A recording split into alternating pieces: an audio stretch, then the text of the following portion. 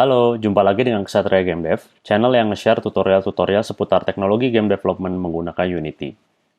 Di video kali ini, gue akan ngebahas tentang Assembly Definition, sebuah fitur di Unity yang bisa ngebantu kita buat misahin codingan menjadi lebih modular dan rapi.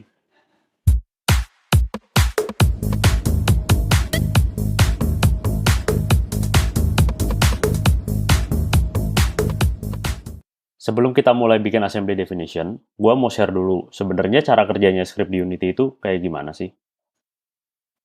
Gue ada satu project nih yang isinya itu bermain game kartu sederhana. Script dari game ini gue taruh di dalam folder scripts yang terbagi-bagi menjadi beberapa subfolder lagi.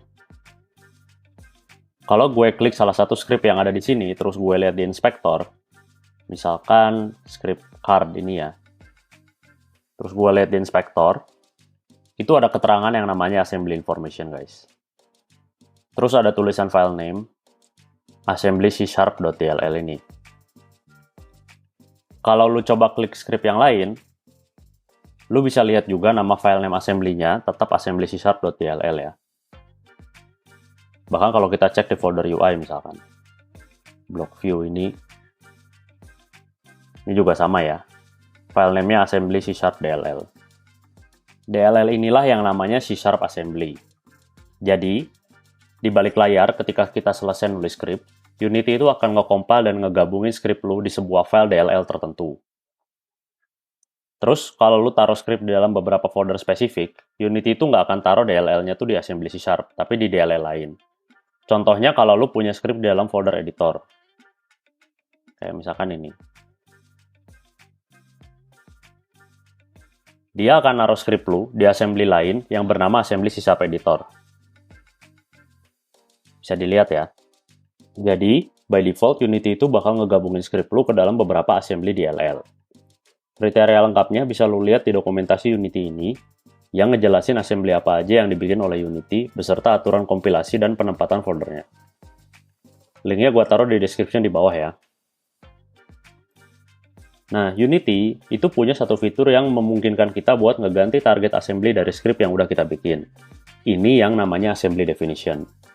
Dengan pakai assembly definition, kita bisa nentuin sendiri struktur assembly yang kita mau pakai, berikut juga dependensinya. Langsung aja gue tunjukin maksud dari ganti assembly itu kayak gimana ya.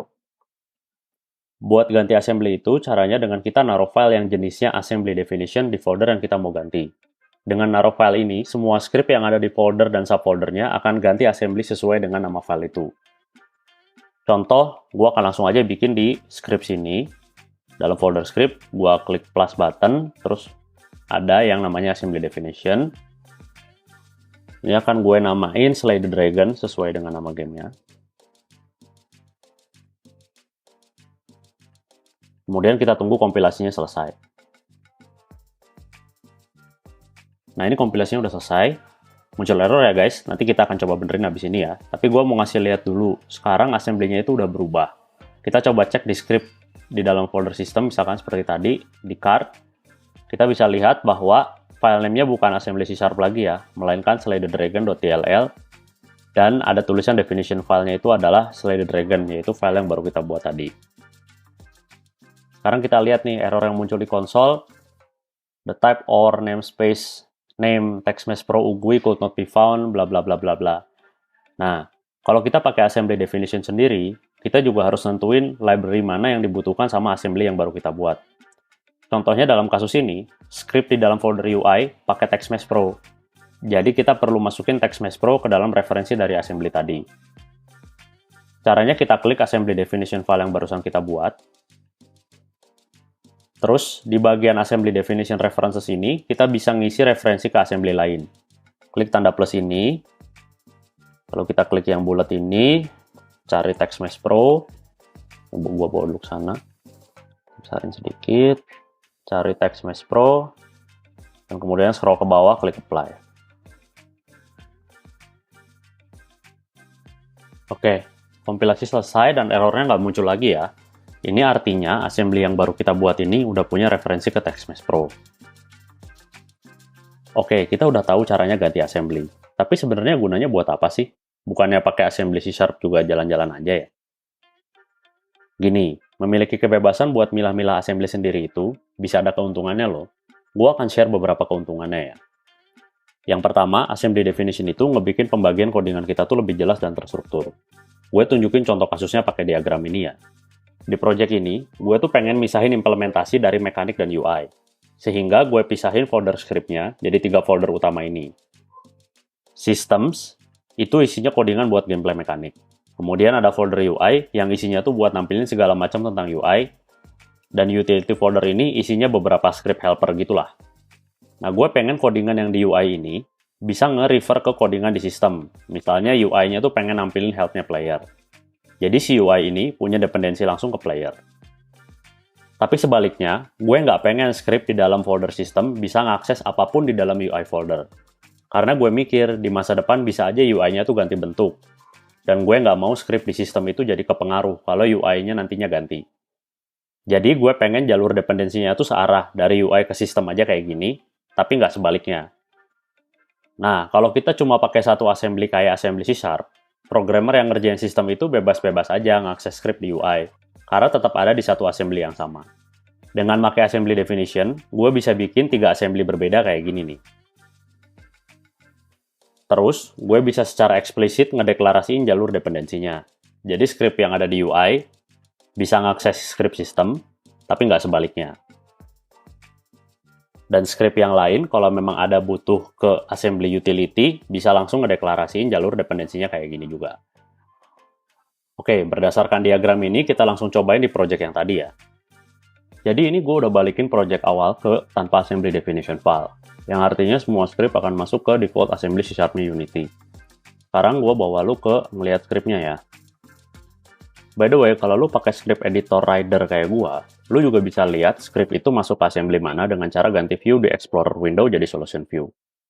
Jadi yang di kiri atas ini, tampilan awalnya kan Unity, lu bisa ganti ini jadi solution view. Nah, di situ lu bisa lihat assembly apa aja yang ada di project lu dan dalamnya ada apa aja. Contohnya misalkan assembly C#, ini dalamnya ada card config, dan lain sebagainya. Kalau assembly C# editor, ada dalamnya script namanya pop-up menu editor. Nah, dari sini lu bisa lihat nih, kalau folder system dan UI itu ada di dalam satu assembly yang sama, assembly C# itu. Sekarang, kalau misal gue buka script card CS ini, misal, terus gue declare variable UI manager di sini, private UI manager,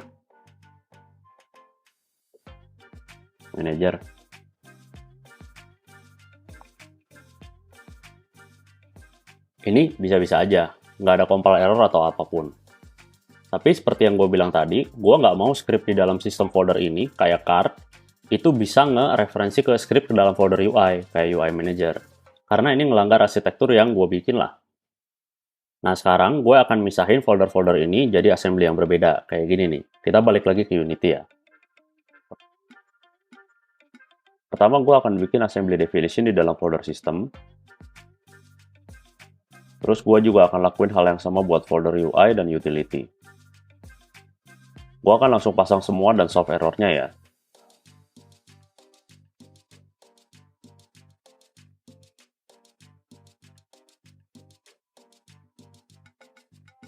Oke, kita udah beresin ya guys. Jadi sekarang script di folder-folder tadi udah dipisah di assembly masing-masing sesuai dengan diagram yang kita buat tadi. Jadi kita punya 3 assembly, system, UI, dan utility ya. Sistem ini punya referensi ke utility.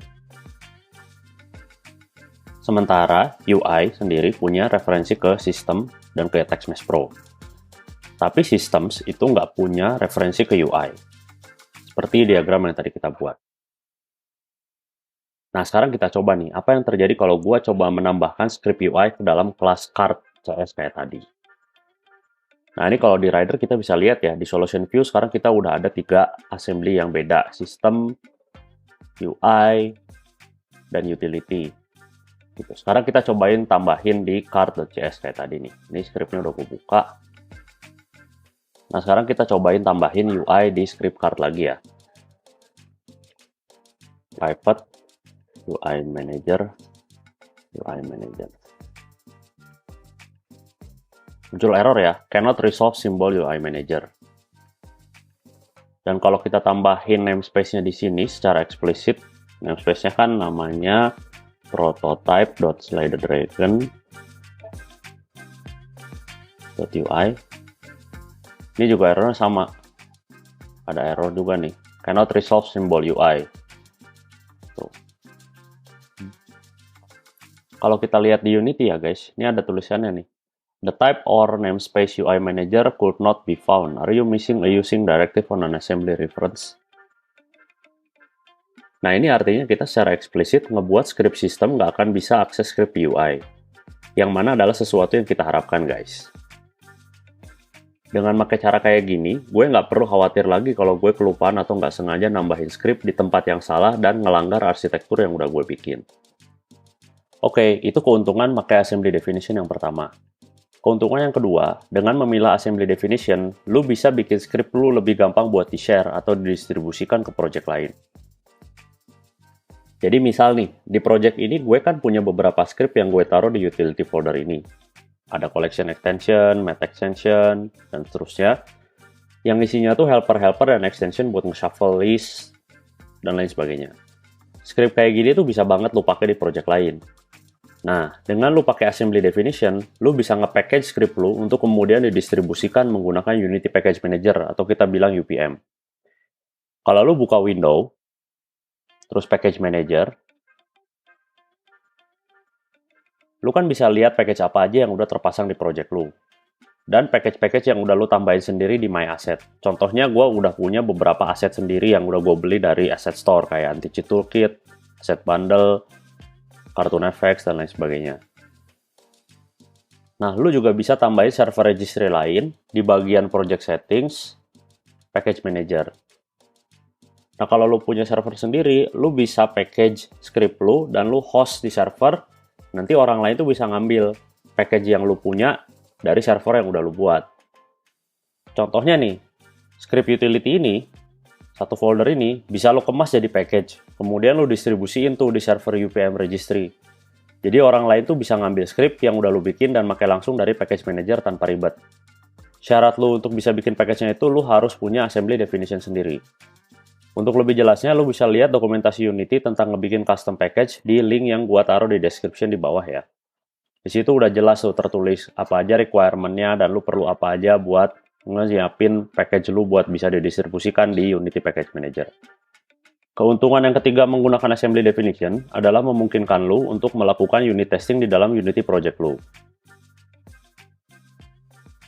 Jadi di dalam project tadi, gue udah punya bermacam-macam unit test yang udah gue setup sebelumnya. Yaitu ada di dalam folder test di bawah ini. Gue bisa akses unit testnya dengan pergi ke Window, General, lalu Test Runner. Dan gue bisa jalanin tesnya dan ngecek apakah tesnya lolos atau enggak.